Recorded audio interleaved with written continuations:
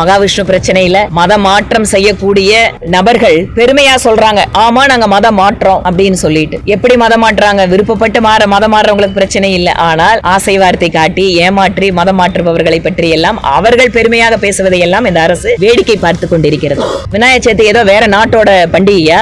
அந்த விநாயகர் சதுர்த்தி கூட மாநிலத்தோட முதலமைச்சர் வாழ்த்து சொல்ல மாட்டாருன்னா இதுதான் அவங்களோட மத சார்பின்மை. ஓட்டு வங்கிக்காக இன்னொரு மதத்துக்கு ஒரு வாழ்த்து, இன்னொரு மதத்துக்கு வாழ்த்து இல்ல.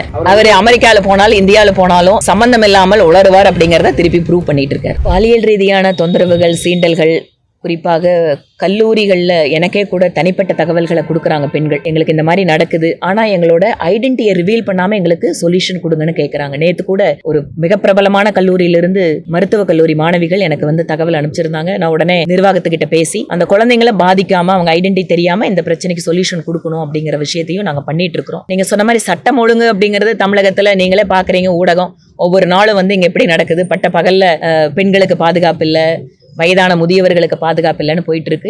இது சம்பந்தமா தொடர்ச்சியா நாங்க கோரிக்கை கொடுத்துட்டே தான் இருக்கோம். அரசாங்கம் எந்த அளவுக்கு அதிகாரிகளை மாத்தி கொஞ்சம் காட்டுறாங்க, நீங்க சொன்ன மாதிரி வேற ஏதோ ஒரு பிரச்சனையை திசை திருப்புறாங்க. மகாவிஷ்ணு பிரச்சனையில மத மாற்றம் செய்யக்கூடிய நபர்கள் பெருமையா சொல்றாங்க, ஆமா நாங்க மதம் மாற்றோம் அப்படின்னு சொல்லிட்டு. எப்படி மதம் மாற்றாங்க? விருப்பப்பட்டு மதம் மாறவங்களுக்கு பிரச்சனை இல்லை. ஆனால் ஆசை வார்த்தை காட்டி ஏமாற்றி மதம் மாற்றுபவர்களை பற்றி எல்லாம் அவர்கள் பெருமையாக பேசுவதை எல்லாம் இந்த அரசு வேடிக்கை பார்த்து கொண்டிருக்கிறது.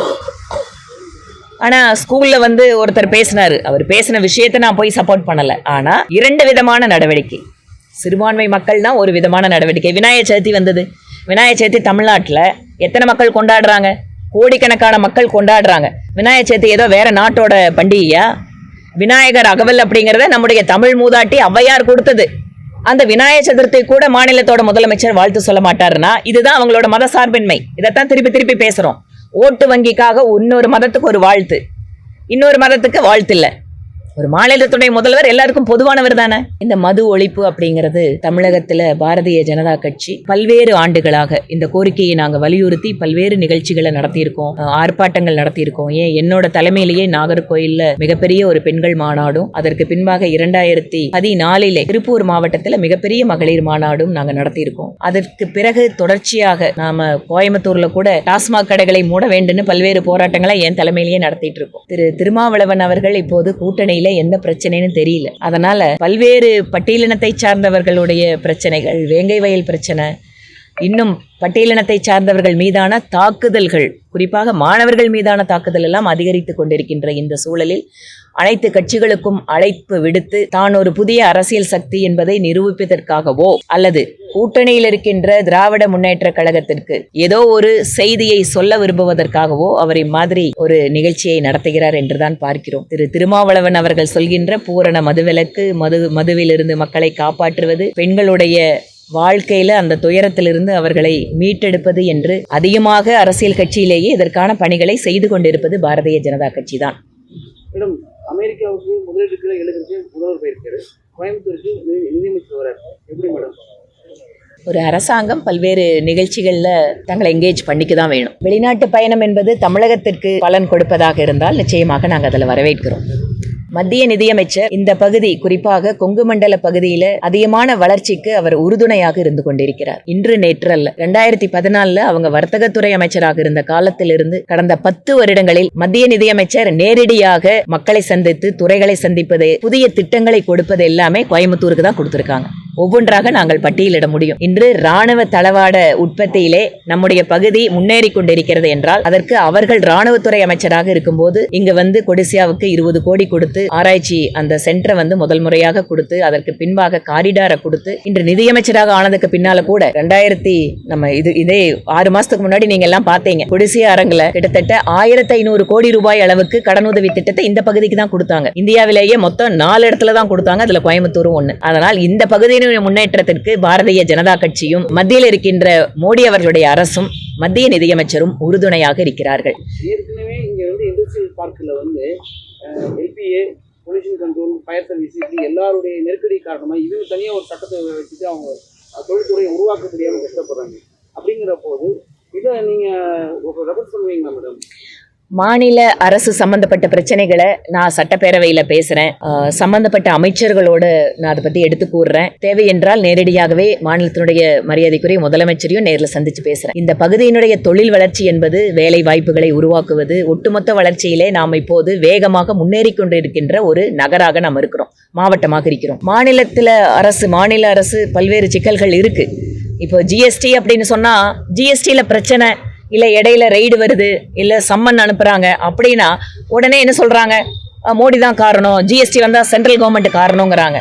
ஜிஎஸ்டி அப்படிங்கிறது மத்திய அரசும் மாநில அரசும் சேர்ந்து பயணிக்கின்ற ஒரு பயணம். அது இதில் எது ஸ்டேட் பண்ணுது எது சென்டர் பண்ணுதுன்னு தெரியாமையே வேண்டுமென்றே எல்லா பிரச்சனைகளையும் தூக்கி உடனே சென்ட்ரல் கவர்மெண்ட் மேல போடக்கூடிய ஒரு போக்கு அப்படிங்கிறது இருக்கு. இதுல இன்னைக்கு நடக்கிற நிகழ்ச்சியில கூட அந்த மாதிரி எது வந்தாலுமே மாநில அரசின் கவனத்திற்கு ஒரு மக்கள் பிரதிநிதியாக நான் எடுத்து செல்வேன். அவர்கள் தவறு செய்தாலோ, அவர்கள் வேண்டுமென்றே இந்த பகுதியை புறக்கணித்தாலோ, அல்லது கமிஷனோ லஞ்சமோ இந்த மாதிரி வேற ஏதோ விஷயத்துக்காக தொழில்துறையை அவர்கள் பாதிக்க செய்தாலோ நிச்சயமாக எங்களுடைய குரல் இந்த பகுதியினுடைய மக்களுக்காக இருக்கும். ஒரு தீவிரமா நடந்துட்டு இருக்கு. அதே சமயம் நடிகர் விஜய் தொடங்கின கட்சிக்கு பாஜகவில் இருக்கக்கூடிய திரை பிரபலங்கள் உள்ளிட்ட பல்வேறு திரை பிரபலங்கள் அங்கே போய் சேர போறதா ஒரு தகவல் தானே இருக்கு. சேரும்போது பதில் சொல்றோம். ரெண்டாவது, ஒரு உறுப்பினர் சேர்க்கை ஒவ்வொரு அரசியல் கட்சியும் ஆரம்பிக்கும் போது அதில் இயல்பாக ஒரு மாற்றத்தை விரும்புகிறவங்க இல்லை அவங்க மேலே தலைவர் மேலே பிடிச்சவங்க போய் சேரதுங்கிறது ஒரு இயல்பான விஷயம்தான். ஆனால் தமிழகத்தில் பாரதிய ஜனதா கட்சி அசைக்க முடியாத ஒரு சக்தியாக வளர்ந்து கொண்டிருக்கிறது. கடந்த பாராளுமன்ற தேர்தலில் நீங்கள் இந்த ரிசல்ட்டை பார்த்தீங்க. எப்படி ஒவ்வொரு தொகுதியிலையுமே, குறிப்பாக நம்முடைய பகுதியில் மிக நீண்ட காலம் பூத்தில் ஸ்ட்ராங்காக இருக்கிற ஒரு கட்சியை கூட வீழ்த்தி இன்று பல்வேறு இடங்களில் பாரதிய ஜனதா கட்சி முன்னிலையில் வந்திருக்கு. அதனால் இது ஒரு மிகப்பெரிய ஒரு மாற்றத்தை தமிழகம் பாரதிய ஜனதா கட்சிக்கு ஆக்கப்பூர்வமான மாற்றத்தை ஆதரவை கொடுத்து கொண்டிருக்கிறது. உறுப்பினர் சேர்க்கை இயக்கமும் ரொம்ப வேகமாக நல்ல எண்ணிக்கையிலே இளைஞர்கள் தேடி சேர்ந்து கொண்டிருக்கிறார்கள். குறிப்பாக பெண்கள் நாங்கள் பிஜேபியில் சேரணும் அப்படின்னு சொல்லிட்டு எங்களோட மிஸ்டு கால் இதை அவங்க அந்த டவுட் கேட்டுட்டு உள்ளே சேர்றதையும் பல்வேறு இடங்களில் நாங்கள் பார்க்குறோம். ஜிஎஸ்டி மத்திய அரசாங்கமும் மாநில அரசும் சேர்ந்து இது பண்ணாலுமே அதனுடைய கண்ட்ரோல் அப்படிங்கிறது யார்கிட்ட இருக்குது, யார் இது இனிஷியேட் பண்ணுறாங்க, யாருக்கு எடுத்து கீழே வந்துருக்குது. மேக்ஸிமம் யூனியன் கவர்மெண்ட் பவர் இருக்கையில் ஜிஎஸ்டிங்கிற ப்ராப்ளத்தை அவங்க தான் பெருசாக அட்ரஸ் பண்ணணும் அப்படிங்கிற மாதிரி. அஃப்கோர்ஸ் ஜிஎஸ்டி கவுன்சிலோட தலைமை அப்படிங்கிறது மத்திய அரசாங்கத்துக்கிட்ட இருந்தால் கூட ஒரு முடிவினை எடுக்கின்ற பொழுது ஜிஎஸ்டி கவுன்சிலில் எல்லா மாநில நிதியமைச்சர்கள் அல்லது பிரதிநிதிகளோட சேர்ந்து தான் எடுக்க முடியும். தன்னிச்சையாக மத்திய அரசு ஜிஎஸ்டி வரியை விதிக்க முடியாது. அதனால் அந்த ஜிஎஸ்டி கவுன்சிலோட ஒப்புதல், அவர்களுடைய டிஸ்கஷன் அப்படிங்கிறது ரொம்ப ரொம்ப முக்கியம். அதுபடி தான் நடந்தது. செயல்படுத்துறது கூட ஜிஎஸ்டியில் ஸ்டேட் ஜிஎஸ்டின்னு ஒன்று இருக்குது. அந்த அஃபீஷியல்ஸ் சில சமயம் பண்ணுற தப்புக்கள், அந்த ஸ்டேட் ஜிஎஸ்டி காரங்க பண்ணுற ஒரு சில குளறுபடிகள், ஒட்டுமொத்தமாக ஜிஎஸ்டின்னு சென்ட்ரல் கவர்மெண்ட்டை சொல்லக்கூடிய பழக்கம் இருக்குது. அடுத்து அடுத்த செப்டம்பரில் 14 கோவை நடத்த மாதிரி இருந்துச்சு, மறுபடியும் சென்னைக்கு அதை மாற்றிக்கிறாங்க. எப்படி பார்க்குறோம்? கார் பந்தயம் அப்படிங்கிறத மாநில அரசு உற்சாகப்படுத்துறதுலையோ அதை ஊக்குவிக்கிறதுலையோ தவறில்லை. ஏனென்றால் நம்முடைய தமிழகம் ஆசியாவிலேயே டெட்ராய்ட் என்று சொல்லப்படக்கூடிய ஒரு பகுதியாக கார் உற்பத்தியில் மாறிக்கொண்டிருக்கிறது. ஒரு தொழில் ரீதியான வளர்ச்சிக்கு, வியாபாரத்திற்கு அப்படின்னு வரும்போது இந்த கார் ரேஸ் அப்படிங்கிறது ஒரு குறிப்பிட்ட ஒரு ஃபேக்டராக இருக்கும். அதே சமயம் மோட்டார் ஸ்போர்ட்ஸ் கோயம்புத்தூருக்கு பல்வேறு பெருமைகள் இருக்கு. அதுல ஒரு பெருமை இந்தியாவினுடைய மோட்டார் ஸ்போர்ட்ஸ் கேபிட்டல் அப்படின்னா அது கோயம்புத்தூர். இது ரொம்ப நாள் கவனிக்கப்படாமல் இருக்கிறது. அப்படி ஒரு கார் ரேஸ் கோயம்புத்தூருக்கு வருதுன்னு சொன்னா நிச்சயமா நான் வரவேற்பேன். ஆனால் அது பொதுமக்களையோ மற்ற எந்த ஒரு இருக்கின்ற எக்ஸிஸ்டிங் சிஸ்டத்தை பாதிக்காத அளவு இருக்கணும். அப்படி ஒரு புதுசாக ஒரு ட்ராக் கோயம்புத்தூருக்கு வருதுன்னு சொன்னால் அது இன்னொரு விளையாட்டு. அதில் கோயம்புத்தூர் ஏற்கனவே நல்ல நிலையில் இருக்குது. அது இன்னுமே கொஞ்சம் இம்ப்ரூவ் ஆகிறதுக்கு வாய்ப்பு இருக்குது.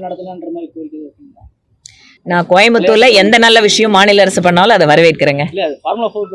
நான் அதுதான் சொல்லிட்டேன். ஏற்கனவே மோட்டார் ஸ்போர்ட்ஸோட கேபிட்டலாக கோயம்புத்தூர் சிட்டி தான் இருக்குது. இதனோட அட்டென்ஷன் வெளியில் தெரியாமல் இருக்குது. அப்படி அவங்க இதை பிரபலப்படுத்துகிறாங்கன்னு சொன்னால் மாநில அரசு நிச்சயமாக அதை நாங்கள் வரவேற்போங்க. சொல்லுங்க. நடந்திருக்கு. இப்போ அங்கே பெண்கள்லாம் பெருமளவில் தாக்கப்படுற தகவல்லாம் வெளியிட்டு ரொம்ப நாளாக போயிட்டு இருக்க பிரச்சனைக்கு எப்போ தீர்வு கிடைக்குங்கிற மாதிரி. ஒரு குறிப்பிட்ட மாதம், குறிப்பிட்ட நாள் அப்படின்னு ஒரு சில பிரச்சனைகளுக்கு சொல்ல முடியாது. ஆனால் பெருமளவு நிலைமை சீராகி கொண்டு தான் இருக்கிறது. அங்கே உங்களுக்கு தெரியும், அது அரசாங்கத்திற்கான பிரச்சனை அப்படிங்கிறது இல்லாமல் 2 இனக்குழுக்களுக்கான பிரச்சனையாக பல்வேறு காலமாக, கிட்டத்தட்ட நூற்றாண்டு பிரச்சனை அது. புவியியல் அமைப்பும் வேறு மாதிரி இருக்கும். நம்ம மாதிரி பிளைனாக ஃபோர்ஸை போட்டு கண்ட்ரோல் பண்ணுற மாதிரி அது இருக்காது. பெரும்பகுதியாக காடுகள் இருக்கக்கூடிய பகுதி. ஆனால் அரசு முடிந்தவரை பொதுமக்களுக்கு அங்கே வந்து ஒரு நார்மல் இயல்பு வாழ்க்கை பாதிக்கப்படாமல் பார்த்து கொண்டிருக்கிறது. இந்த நடந்தக்கூடிய பிரச்சனையும் மரியாதைக்குரிய மத்திய உள்துறை அமைச்சர் நேரடியாக கவனிச்சிட்ருக்காரு. நிலைமை வந்து பெருமளவு கட்டுக்குள் வந்து இயல்பு நிலைக்கு வந்திருக்காங்க. திருப்பியும் ஒரு சில இன்சிடென்ட் வந்திருக்கு. நிச்சயமாக அரசு தேவைப்பட்ட கவனத்தை கொடுக்கும். அமெரிக்கா ராகுல் காந்தி பேசுகிற பேச்செல்லாம் எப்படி பார்க்குறீங்க? அவர் அமெரிக்காவில் போனாலும் இந்தியாவில் போனாலும் சம்மந்தம் இல்லாமல் உளருவார் அப்படிங்கிறத திருப்பி ப்ரூவ் பண்ணிட்டு இருக்காரு. பல எதிர்கட்சி தலைவர்கள் வந்து இப்போ அமெரிக்காவில் இருக்கிறதா சொல்கிறாங்க. அது ஏதோ கான்ஸ்டியூஷன் ஏதாவது பார்க்குறீங்க? எனக்கு தெரியலீங்க, எனக்கு அதை பற்றி ஒன்றும் தெரியல. பத்திரிகையாளர் சந்திப்பு இல்லை, மத்திய அமைச்சரோடது இல்லை, எம்எல்ஏவோடது இருக்கு.